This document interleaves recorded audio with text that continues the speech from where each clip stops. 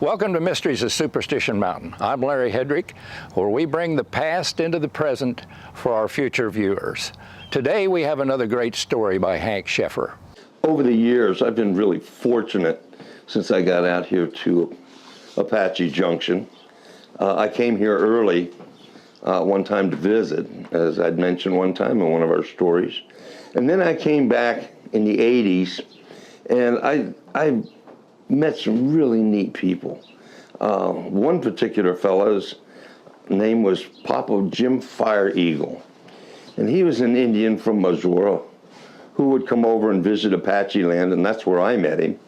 And he came over with his wife, Snowflower, and his son and daughter-in-law, Joe and Patty Mooney. And they would set up a teepee at Apache land, and that's where they would stay for a week or so. Well, I got to meet Jim Fire Eagle.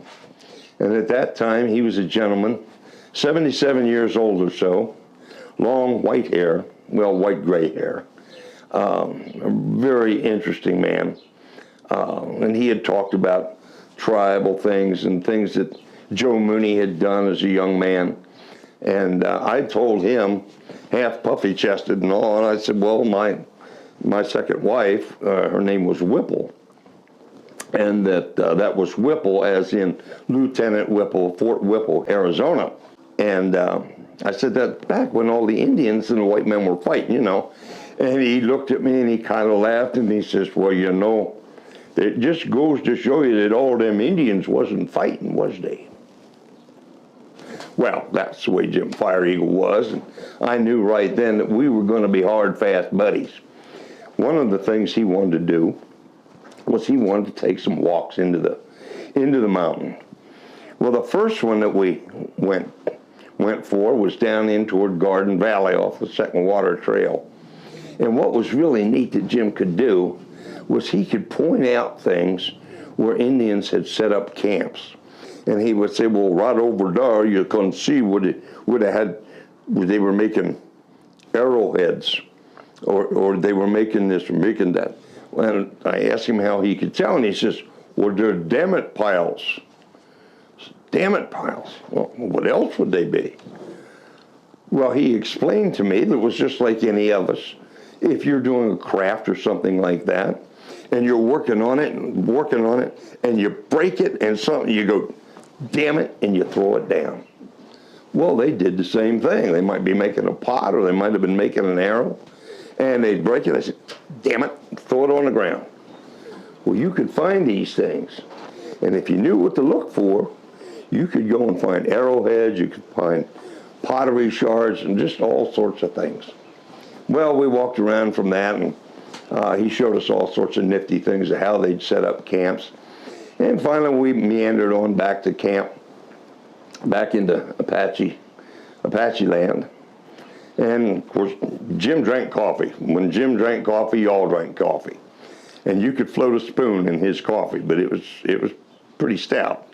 But at any rate, the next trip was to be up into Hieroglyphic Canyon, but that wouldn't be until Saturday, a few days later.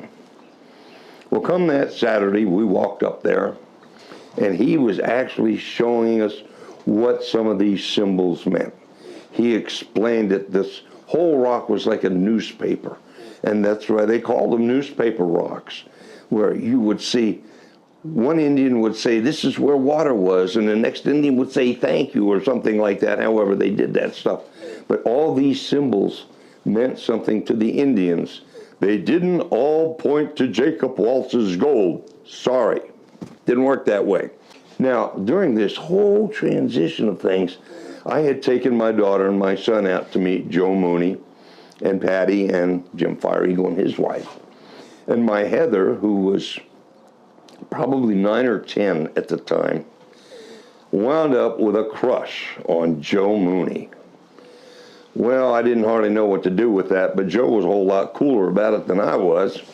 And he told Heather, he said, now, when I'm gone, all you have to do is look to the mountain, and I'll be there. Well, that worked for me, and it seemed to work for Heather, too. Well, come the following day was Sunday, and Papa Fire Eagle and his family left. They went back to Missouri. Well, now, come Monday morning, Heather held me to it. She said, I want to go up on the mountain. Well, I don't hardly know what to do with this, because this is a little girl about yay big. She's never been on the mountain. She knows nothing about the rocks or the snakes or the critters or anything else that's up there. But my son Jacob and I said, okay, we would take her up on the mountain. And the place we went to was down toward Garden Valley, where we had been the first trip with Jim. And one of the stories that Jim had told us about was about metates and the manos, and how the Indian women usually had a couple of metates. There was one big one that they used when they were in camp. And then there was a little one that they carried with them. But the big one, they would turn upside down and they would leave where they had camped, so that when they came back, that metate would still be there. Well, that's really a wonderful story, and I never gave it too much thought. But in the meantime, now my son and I are walking this little bitty girl up there who wants to go to the mountain and see Jim Mooney. So we're walking and walking, and she managed to keep up with them little bitty legs of hers. It means she walked about twice as far as we did. But we got up there into that place, and she said, this is where we have to be. So, okay. So there we sat. And it wasn't but a minute later that she and Jake went over, and she turned over a metate about this big. And it sure enough was, if you've ever seen one, you can't mistake what it is, and that was it. Well, the theory goes that if you were to find one, what you do is you leave it where you found it. There are so many people that you find out here, they don't do that. You'll find their driveways lined with metates and just all sorts of crazy things.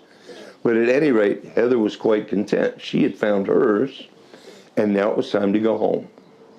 And that's what we did. We hiked back out, hardly said a word. She just giggled a lot, but we got back to the house. Heather was quite content, and I was a happy guy too, because as a daddy, I got to take both my kids and experience something not many people will ever get to do. And it's really kind of a shame that that's the way it is, but it is a mystery of the Superstition Mountains. Thank you for watching this episode of Mysteries of the Superstition Mountains.